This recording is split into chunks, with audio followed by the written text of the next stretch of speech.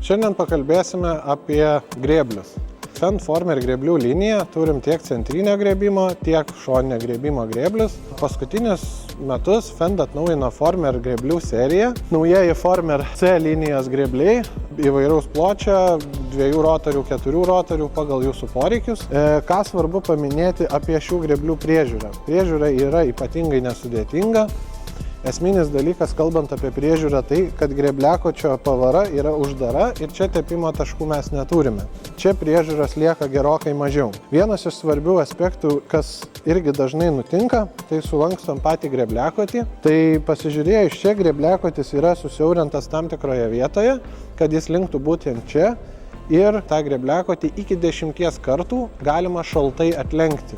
Vadinasi, užlenkus grėbliakotį nenutinka didžiulė nelaimė, mes jį šaltai atlenkiam, nenaudodami jokios ugnies ar panašių šildymo priemonių ir jis puikiai tarnauja toliau. Kas dar svarbu ir kas dažnai nutinka laukuose, būna nulūžta ar ne patys pirštai.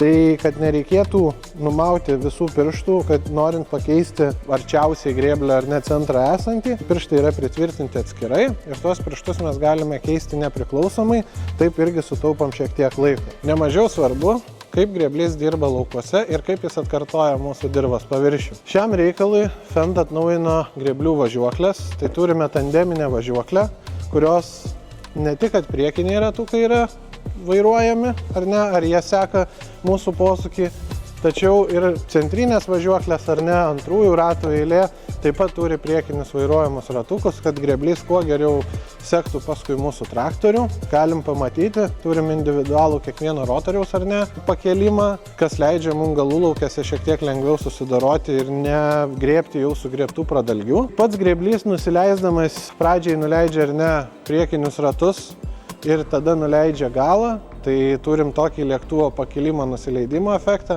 kas taip pat leidžia švelniau nusileisti grėbliui, mažiau užkabinti ar ne žemės, mažiau surinkti purvo į mūsų pašarą, akmenų, žvyro, sakykime, ir pašaro kokybę taip išlaikyti geresnė. Taip pat turim hidraulinį pločio reguliavimą, kad kuo lengviau būtų su juo darbuotis, važiuojant ar ne lauke ir nepaisant pradalgės pločio galima labai lengvai pasikeisti darbinį plotį, taip sugrebiant visą pašarą į pradalgę. Kalbant apie išmaniąsias technologijas, tai šiai dienai mūsų grėbliai turi galimybę turėti sekcijų kontrolę.